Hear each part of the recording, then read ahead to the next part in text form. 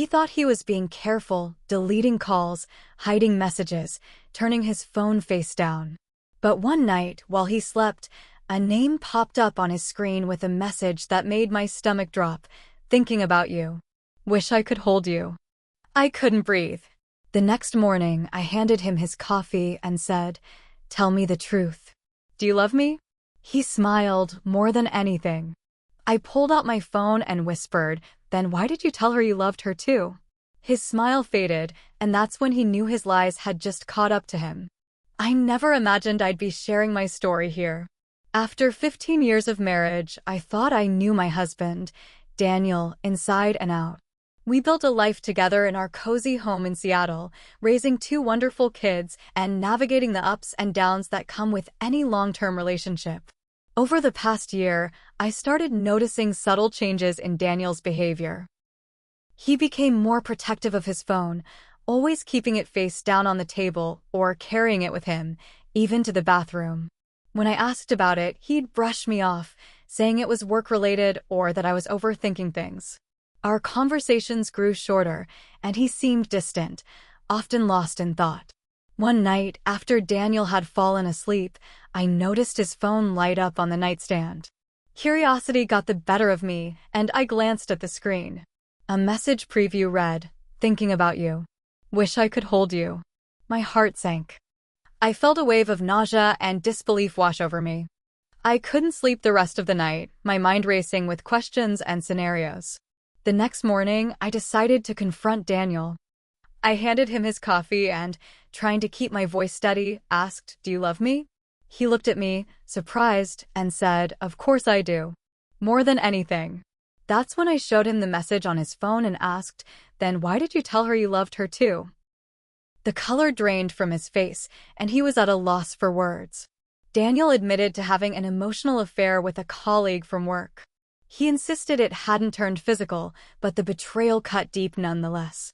He apologized profusely, saying he felt neglected and unappreciated, which led him to seek validation elsewhere. I was devastated. The trust we had built over 15 years shattered in an instant. We decided to seek counseling to navigate this crisis. The sessions were grueling, forcing us to confront uncomfortable truths about our relationship and ourselves. I learned that Daniel felt overshadowed by my career and our children's needs, while I felt he had withdrawn emotionally long before the affair began. It was a painful process, but it opened the door to honest communication. Rebuilding trust is an uphill battle. There are days when I feel hopeful about our future and others when the pain feels insurmountable. We've set boundaries, like open access to each other's devices and regular check-ins about our feelings. It's not a perfect system, but it's a start. To anyone going through something similar, know that you're not alone. Infidelity shakes the foundation of a relationship, but with mutual effort, understanding, and time, healing is possible. Whether you choose to stay or leave, prioritize your well-being and seek support from friends, family, or professionals. I wish I could say things got better after that we worked through it and found peace. But the truth is, after that morning, everything changed, and not in the way I expected. A few days after our talk, Daniel was doing everything he could to look like the perfect husband. He was suddenly home on time, cooking dinner, being overly affectionate. He left his phone out in plain sight, like he was trying to prove a point. But to me, it all felt staged. It didn't feel real. And maybe that's what bothered me the most. It was like watching someone play the role of good husband instead of actually being one. But I stayed quiet. I went along with it. I started having this tight feeling in my chest every time he kissed me goodbye, every time he told me he loved me. Something in me had shifted. My trust was gone. I found myself replaying every moment from the past few months, wondering what was real and what was part of the lie. Then one afternoon, about 2 weeks later, I got a call from an unknown number. I let it go to voicemail. A few minutes later, curiosity got the best of me, and I played it. It was a woman's voice. "Hi. I don't know if I should be doing this, but I think you deserve to know. My name is Rachel. I work with your husband. We've been seeing each other for almost a year. I thought he was going to leave you, but now I feel stupid. I'm sorry. I froze. The room spun. Almost a year? He had said it was just texting. Emotional. A mistake. But now this stranger, this Rachel, was telling me it was so much more. I played the message again. Her voice was calm, controlled. She didn't sound angry. Just tired. Like someone who had finally given up. That night, I didn't confront Daniel. Not right away. I needed time to process, to think, to figure out what to do. I slept in the guest room, telling him I wasn't feeling well. He didn't ask questions. The next day, I called Rachel back. I wasn't sure what I expected, maybe more lies or maybe just silence. But she answered. And she told me everything. They had started flirting after a work happy hour in Tacoma. It escalated fast. Coffee turned into lunch. Lunch turned into hotel rooms. She swore she thought he was going to end things with me. That he told her we were, basically, done, and just staying together for the kids. That hit me hard. I had no idea he was saying that.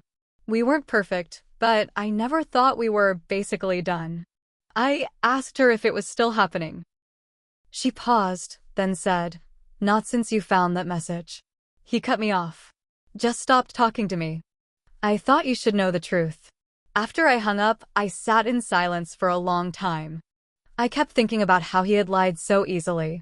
How he looked me in the eyes and said he loved me more than anything while hiding something so big. And then, when he got caught, he lied again. And again. When he came home that night, I didn't say a word. I watched him eat dinner like nothing was wrong. I watched him kiss our daughter goodnight, joke with our son about his math homework. Like nothing happened. And maybe that was the worst part. It was all pretend. The man I thought I knew, the man I built a life with, had become a stranger playing a part. I don't know what happens next. I haven't made any decisions yet. But the silence between us is louder than ever. And something in me is changing. I can feel it. I don't think I'll ever see him the same way again. A week passed. I was still playing along, keeping my cards close, pretending I didn't know the full truth. I hadn't told Daniel about Rachel's voicemail. I wanted to see what he would do, if he'd eventually come clean, if there was anything left in him worth trusting. Then came another twist I didn't see coming. I was at the grocery store one evening, standing in the checkout line at a QFC near our neighborhood in Ballard. I had just finished scanning the same cereal Daniel liked, and for some reason, it made my stomach turn.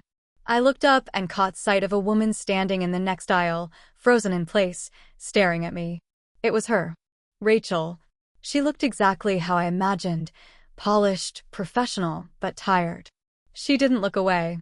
I almost walked off, but something in her face made me stop. She walked over, slow, hesitant. "Can we talk?" she asked. We ended up sitting in her car in the parking lot. She didn't beat around the bush. "He lied to me, too," she said. I stayed quiet. She pulled out her phone, opened her photos, and handed it to me. My hands were shaking, but I looked. It was a picture of Daniel. In bed.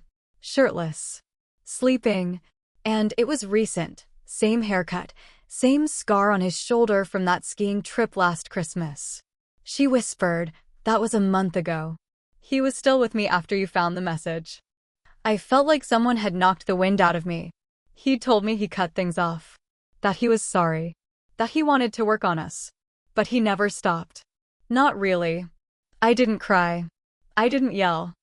I just handed her the phone back and said thank you. When I got home, Daniel was in the kitchen, making spaghetti and playing that playlist he always turned on when he wanted to set a mood. Marvin Gaye. Bill Withers. The same tired tricks. I sat down across from him and asked, "Did you ever sleep with her after I found the message?" He didn't even blink. "No. I told you it stopped." And that's when I knew he was still lying. With ease. Like it was nothing. I didn't argue. I didn't scream. I just stood up, grabbed my purse, and said, "I know everything." I saw the picture. His whole face changed. He didn't deny it. Just stared at me, quiet, mouth slightly open. "Was it just her?" I asked, my voice sharp now. "Or are there more?" Silence. That silence said everything. I left the house that night. Took the kids to my sister's place in West Seattle. I told them Daddy and I needed a break. I didn't want to drag them into the mess. Not yet. 2 days later, I got another message. This time, from a different number. Hi. You don't know me, but I work with your husband. I thought you should know. Rachel wasn't the only one. I stared at the message for a long time. And just like that, the truth started unraveling faster than I could keep up with. I didn't reply to that last message.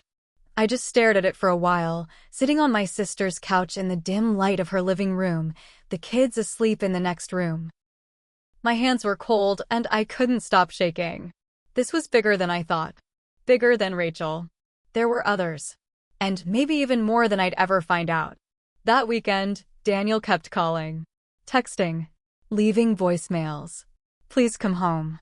Let's talk. I miss you and the kids. I ignored every one of them. But Monday morning, I decided I needed answers, not over the phone, not through secondhand texts from strangers. I needed to look him in the eyes and hear whatever version of the truth he was finally willing to give. I told him to meet me at Green Lake Park. Neutral ground. Public. Less chance of screaming, I guess. He showed up looking like hell. Pale, unshaven, the usual confident Daniel completely gone. He tried to hug me. I took a step back. I didn't even sugarcoat it. I got another message, I said. Another woman.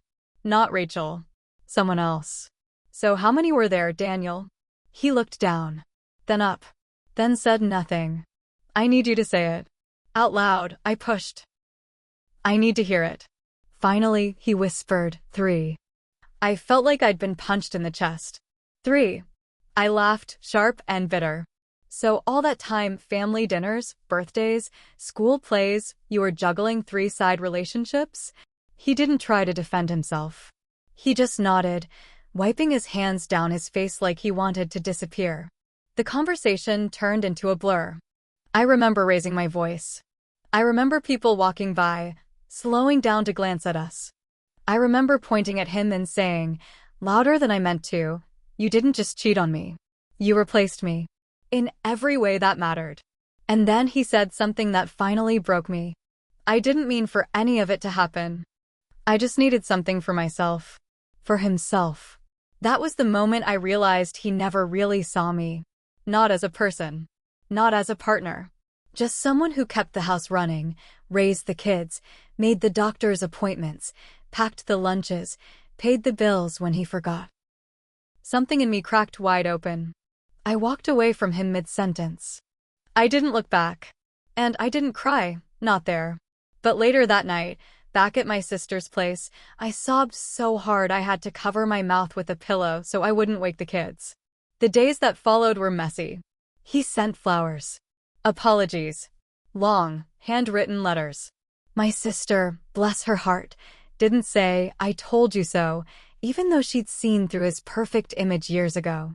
My mom was heartbroken, not just for me, but because she had adored him like a son. And the kids, they knew something was wrong. My daughter asked why Daddy wasn't coming home. My son got quiet, withdrawn. I didn't have the words, not yet. Eventually, Daniel and I sat them down. We kept it simple. Mom and Dad are going to live in different houses for a while. No yelling, no details. Just heartbreak softened for little ears. In the weeks that followed, I started seeing a therapist.